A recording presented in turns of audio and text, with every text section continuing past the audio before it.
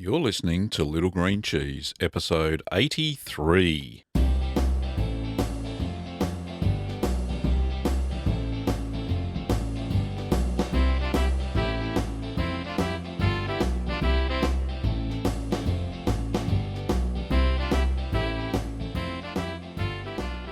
Well, welcome back. I know it's been a long time in between episodes, but I'm Gavin Weber, and this podcast is where you can learn about cheese making at home. So, welcome all of you curd nerds back to the podcast. We're going to do some regular episodes, but this one is quite special. It's actually an interview with an author. He does online stories, and his name is Ritic.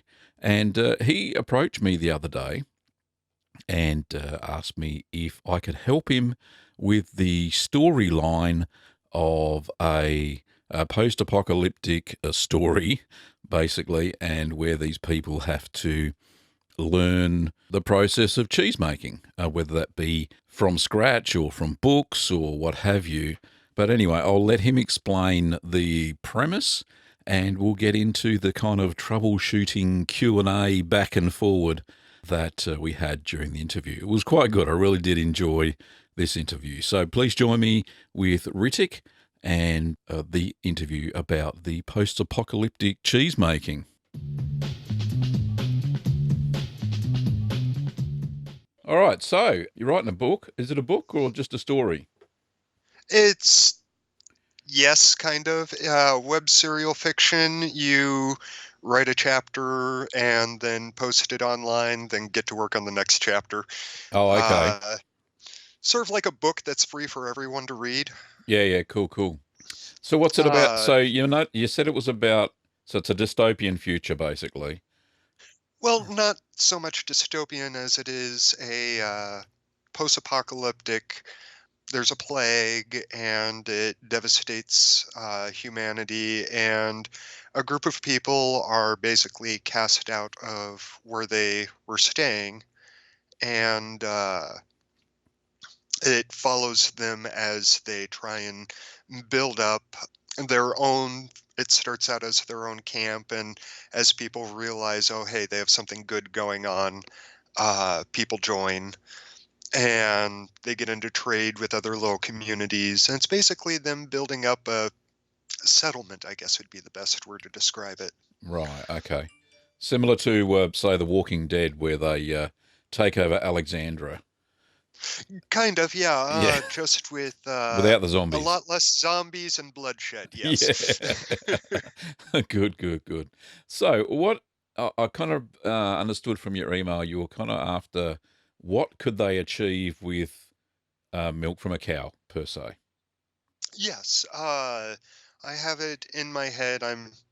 I like to plot events well in advance, but I have it in my head that at some point in time, through trading or as a thank you for something that they do, they will be gifted a few cows.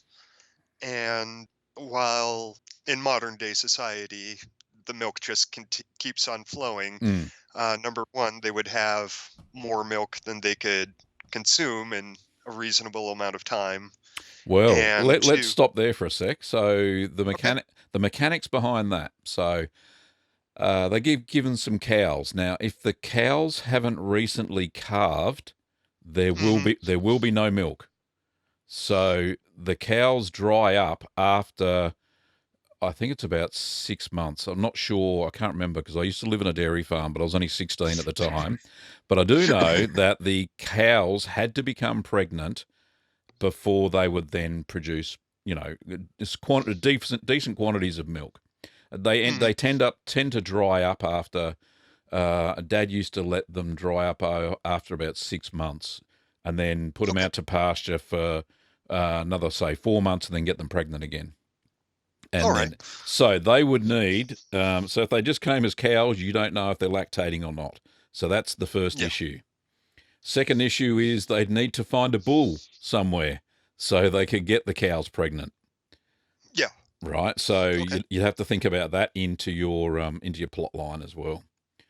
All right. So if they came with a cow and a calf, then you're pretty well guaranteed that the cow would be lactating and you could wean the calf off, Hmm. or just continue to milk the cow because they'll have excess milk, milk the Hmm. cow and let the calf have its fill as well. Yeah. All right. So that's the first issue you would have to overcome is the get the cow lactating.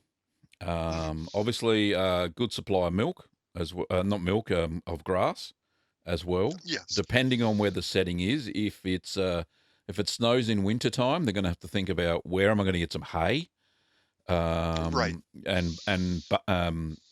what do they call it? Overwinter the cow in a barn or Mm. something like that, right?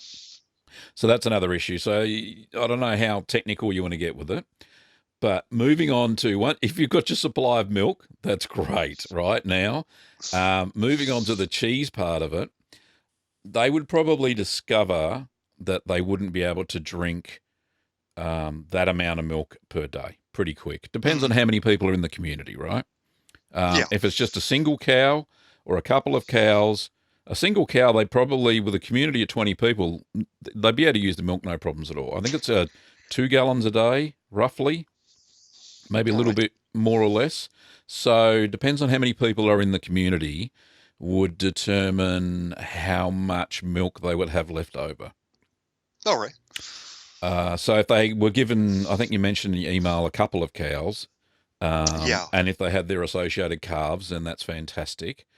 They would have more than enough, so they would be able to drink the supply of milk from one cow and make cheese from the other one. Mhm. So let me think what would happen next. So they'd be getting this excess milk, and what would happen? Mm. Because nobody'd know to make cheese. Maybe I don't know, unless there's some clever cookies in the group. There, there actually is one guy that I'm tentatively calling the smart guy. All right, okay, Um, he's not experienced. He's read about it a couple of times, but that was years ago, so yeah, there's yeah, going to be quite some fumbling around. yeah. So the smart guy probably wouldn't be the one milking the cow. So if he was smart enough, you don't want to get covered in cow poop and all that sort of stuff. So, Oh yeah. Oh yeah. which happens when you milk cows. It's just wonderful. So, what may happen in the sequence of events is that they've got this excess milk. They don't know what to do with it. They can't refrigerate it or what have you. Do they have an electricity supply or something like that or not? Not at that point. Okay, They would still be working towards electricity. right. So if they had a cold room or a cellar or a root cellar or something like that, which is easy enough to make Mhm. without Yeah. electricity, they would probably be able to keep the milk for at least 3 days if they had the temperature down to about 10, but well, between 4 and 10 degrees. It depends on how cold the root cellar would be. Now, the milk would All right. last that long. Wouldn't last any more than 3 days because you've got to remember in raw milk there are lactic bacteria and molds in the air that would inoculate the milk that are local to that environment, and the milk would then start to what's known as clabber. So it would then start to turn, those bacteria would start eating the lactose and turn it into a solid. So they'd have a solid blob that would be a Mhm. little bit sour after 3 days. Now, if anybody was clever enough, what they could do with that clabber, and it's perfectly safe to eat, is to strain it through a cheesecloth or a tea towel or a piece of muslin or what have you, and let it hang, and they've got their first basic cheese. And that basic cheese, if they could keep it cool enough, between 4 and 10 degrees, would last another week, whereas the milk wouldn't. So they've got a week to play with that fresh cheese. Which, at the very least, gives them another way to use the milk in cooking. Exactly, and it's higher in protein. It's high. It's not a yeah. It's higher in fats, which is good if you need that sort of stuff. Oh, yeah. Yeah. So it's a high protein food, rich in vitamin A and D. So really good for anybody who needs a protein burst but can't get meat. So certainly essential in their daily diet. So they could make just that basic cheese. Um, Mhm. they could go the next step further and once they've drained that, I'm going to say, could they make a whey cheese? Probably not, because it's lactic set. It'd be really clear whey, and there wouldn't be much whey protein. But they could drink the whey as well, and the whey would last a little bit longer than, say, what milk would. I wouldn't drink it past, say, 3 days, because it starts to then, it could get infected by all sorts of stuff. Now, quick question. Sure. What sorts of things other than whey cheese can you make with whey? So with whey, you can use it in sourdough bread. Ooh. So you could use the whey as the starter culture that Mhm, sourdough uses. Plus, you can use it instead of milk in the bread, so it's mhm. higher in protein. So you could use it in that. You can use it to drink as smoothies or what have you. Mix it with stuff. You can just drink it straight. What else? You can make fantastic pancakes out of it. So, Ooh. yep. So pancakes are cool. Pretty easy if they can grind their own flour. Um, Hmm. what else can you do with the whey?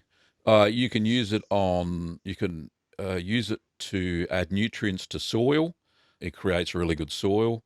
You can use it to water citrus trees, any sort of say blueberry acid-loving plants. So acid-loving berries and plants.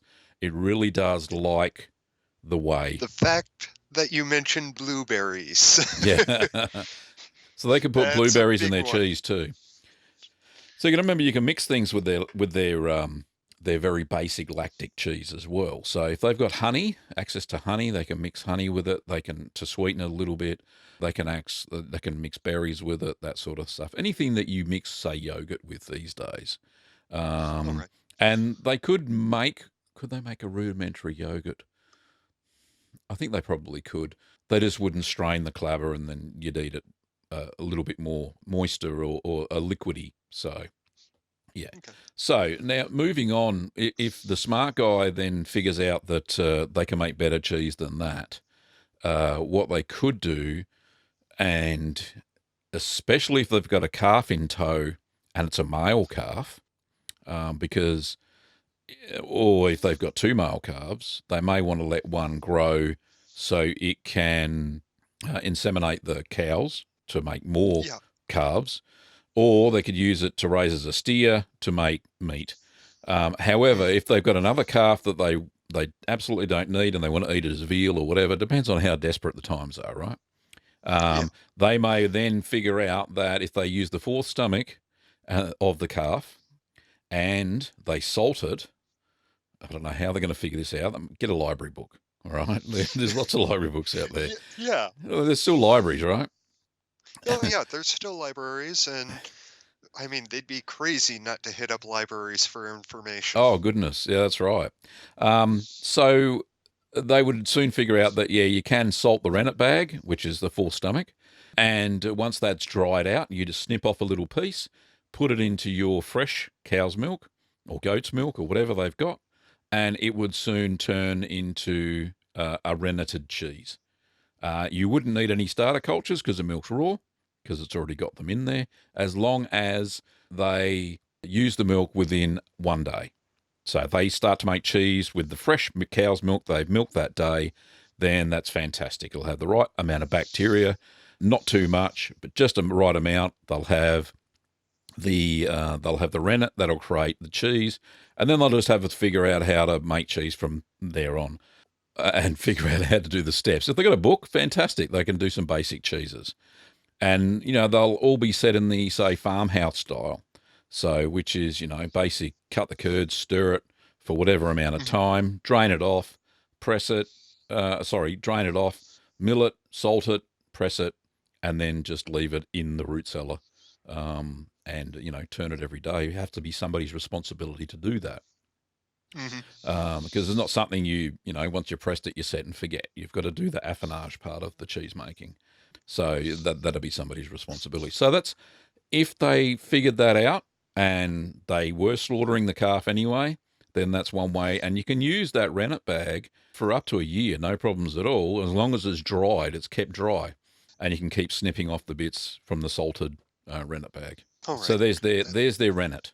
Now, just a real quick question. Sure. because somewhere in the back of my head, I remember hearing something about cheese using vinegar. Oh, yeah, very simple. So they can make what's called an acid set cheese. So they're just using milk, they heat it. You make ricotta, right? So they could heat up the milk to 98 Celsius, which is, I don't know, in Fahrenheit. I'll do the math You later. figure that out. So, yeah, so 98, between 96 and 98 Celsius, so just before boiling. And they add, say, if it's 4 litres of milk, they'd add quarter of a cup of vinegar. If they can make vinegar. It's not that hard. Hmm. Um, Yeah. and then it curdles, and then they watch it for about 10 minutes, let it separate into its curds and whey, and then they strain it, and they've got fresh ricotta.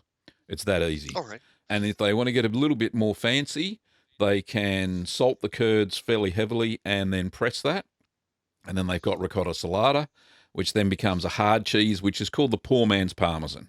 So Okay. they could certainly do that. And you've probably seen a video of a ricotta salata they've made anyway. So if you want the details, Yes, I have. check out the video. But I used sheep's milk. That's what I had available. It's really creamy, and that turned out really nice, really good cheese. So they could make ricotta, then ricotta salata. So there's a couple options. That's just with vinegar. So they don't need any rennet. They don't need all the lactic bacteria are already in there, so it's no big deal. And how long would both the ricotta and the ricotta, I'm not even going to try and pronounce that, how long would those last? So the ricotta is a fresh cheese. It'll last, if they kept it cool in the root cellar, it would last a week before it started growing mold on it. So things that would inoculate it would be things like Penicillium candidum, naturally in the environment, Penicillium roqueforti, 40, which is the blue cheese mold, Penicillium candidum being the white mold. So those molds may infect it because it was a raw milk product. However, ricotta, the good thing about ricotta is it naturally pasteurizes during the process because you're heating up the milk, you're killing all the lactic bacteria, so it will last longer. That's the good thing about ricotta.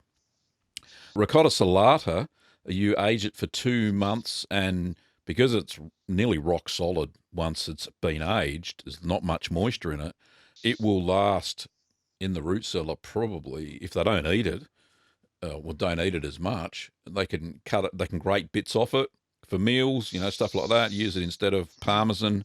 It'll last as long as they keep it. So up to Excellent. up to 6 months, easy. I've still got a ricotta salata in the fridge. It's got some funky molds on it, but you just scrape that off and then just keep using it. It's fine. They're going to have to become not mold adverse, the opposite to that, mold friendly. You're going to have to embrace the mold because with cheese comes mold. And if they're scared of that from their prissy lifestyles beforehand, which a lot of people are afraid of molds, then they're going to have to overcome that fear because most of the molds in cheese making are very safe to eat. So, Well, that's actually a great point because what I can do is have them initially be mold averse, yeah. and then as times get a little tougher, they. Oh, they're going to eat it. Don't worry about that. Oh yeah. You get desperate. You go, oh, I Oh think I'll try that moldy cheese. We'll go, and it'll taste amazing because it's been infected with the mold, and it's going to get the ripening characteristics of that mold as well. So they may end up with a ricotta salata if they make that style of cheese that has blue mold all through it, and they'll go, my goodness, it's a total different flavour, and they may be able to then develop that sort of stuff. which one of the reasons why I was thinking about this is that eventually, once they get more stabilized, they could use the cheese for trading as well. Oh, definitely. If they can make a pecorino style with full cream milk, which they would be able to, it'd be Vaccio Romano is the style. It's just a hard cheese style. There's a video online. You can see how that's made. But using raw milk, they don't need to add any starter cultures. They just need the rennet to figure that out. And then it's just the aging process, basically, and the process how to make the cheese. It'll be in the book they find. Um, Yeah. but yeah, they'd be able to figure it out. They don't need anything else. The lipase will be naturally in the milk because it's raw milk. The starter cultures will be in the milk. It's just the rennet. and go from there. As long as they've got somewhere where they can age these cheeses for a long time that's fairly stable summer and winter, then they Hmm. won't have any problems. But really, for trade, they're not going to go for really long-aged cheeses anyway. They want to eat the No. cheese as soon as they can, right? Hmm. Especially if they're desperate. I would. Oh yeah. Yeah. But But it, once they get their situation more stabilized and everything, that's why I'm sort of thinking ahead. yeah, definitely. Because and Long. as the herd of cows grow as well, if they do manage to find a bull and all that, if that works out down the track, then they will have more than one cow. So the herd will obviously keep growing, depending on the available pasture space and the availability of a bull. So, and depends on if they kill the offspring for meat or rennet or what have you. So Yeah. your rennet's just a byproduct. Obviously, they need all the meat. So Oh, of course. yeah, waste not, want not. Don't They could use they could exactly. use the bones for anything too. So All right. Now, my next question is because I don't like things to go perfectly on the mm, first try. sure. Uh, I like to show the learning curve. What could go wrong? Right. So what could go wrong is they leave the milk longer than the initial 3 days, and it becomes infected with, say, salmonella or listeria, and somebody gets sick. So before pasteurisation, it was also thought that so they then may think, gee, I've got to pasteurize the milk. Um, but pasteurization kills off the lactic bacteria that they need to make the cheese. So unless they've got packets of DVI cultures sitting around somewhere, which don't last very long after the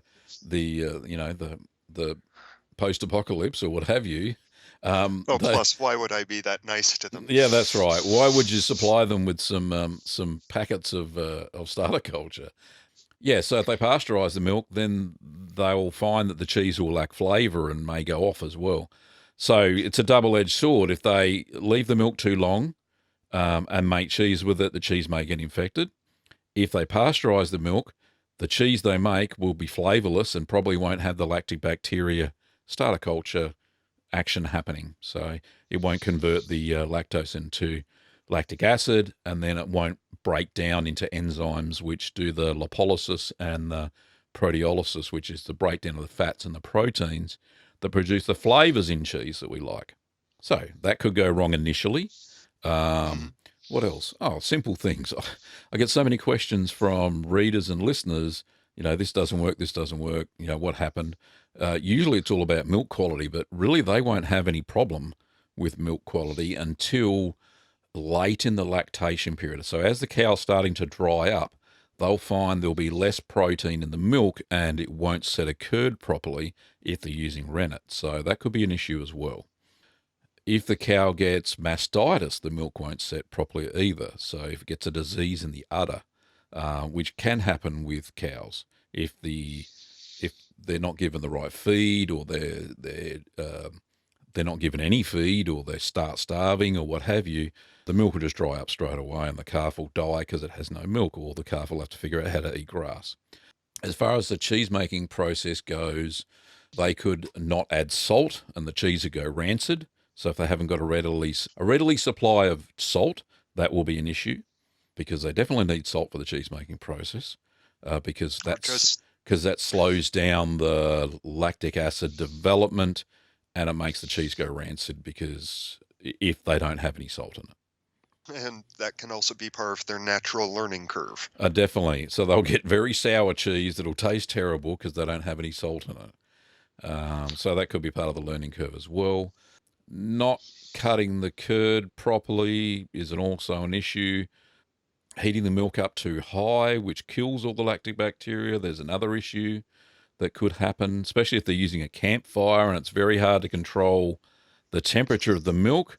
If they haven't got a thermometer, they're gonna, or use their fingers to figure out the temperature, and that's what dairy maids used to do in the past.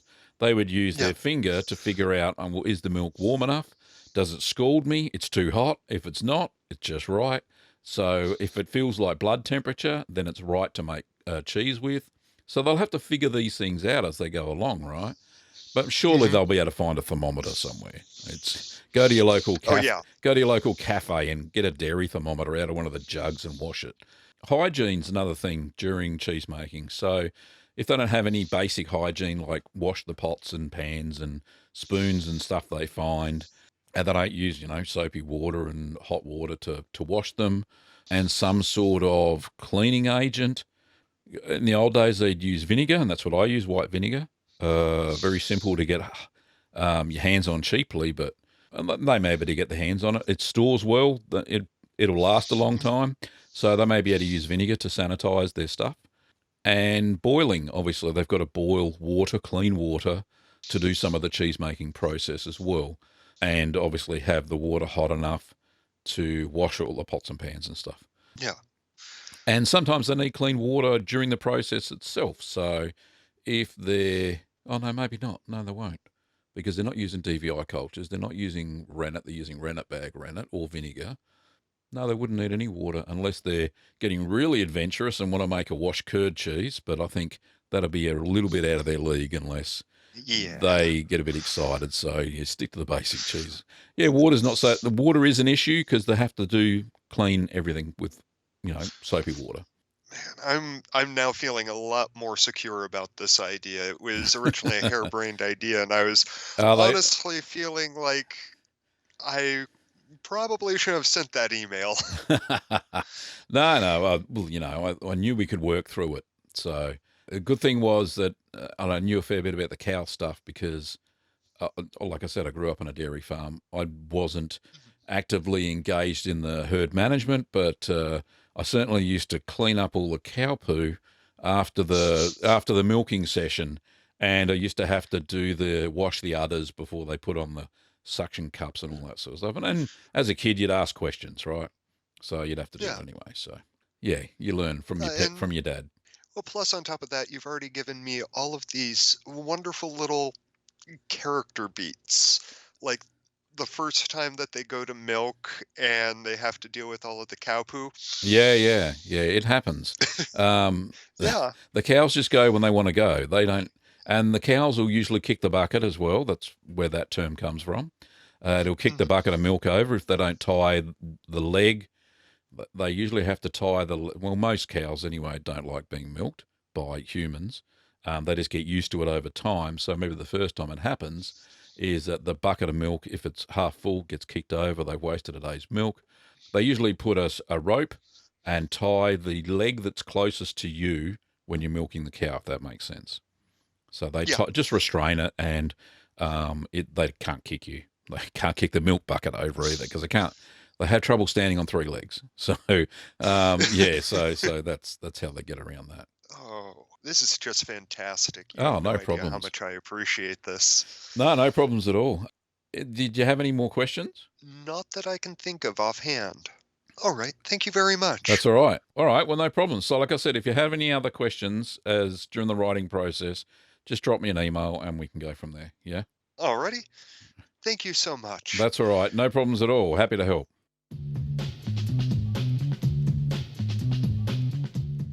So there you go. I think that was quite an amazing interview. I really did enjoy the back and forth and trying to figure out what would happen, what may happen, and what possible issues the survivors of this story would have.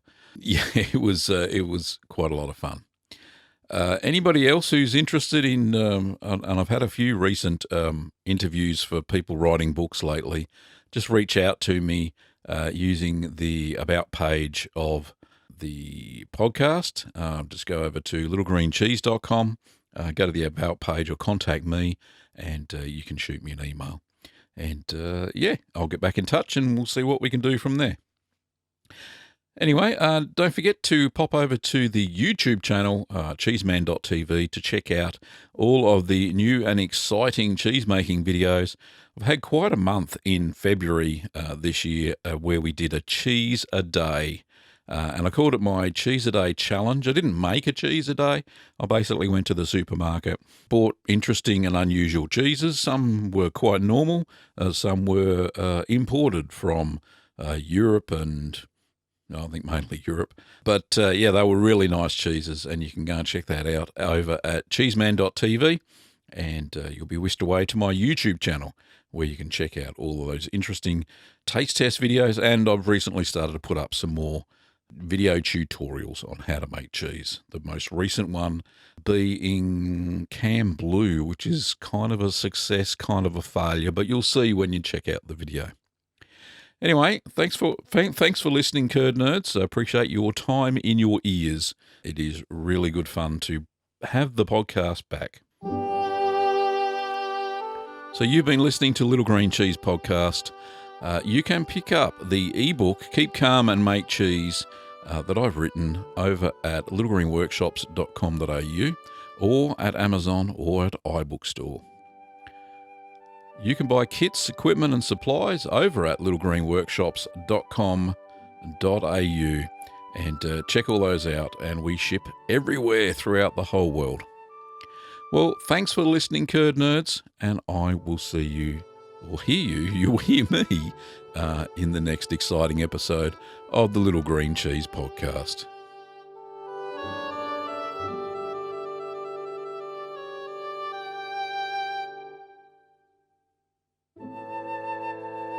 During this episode, you heard music by Kevin MacLeod. I played Malt Shop Bop and Call to the Dairy Cows.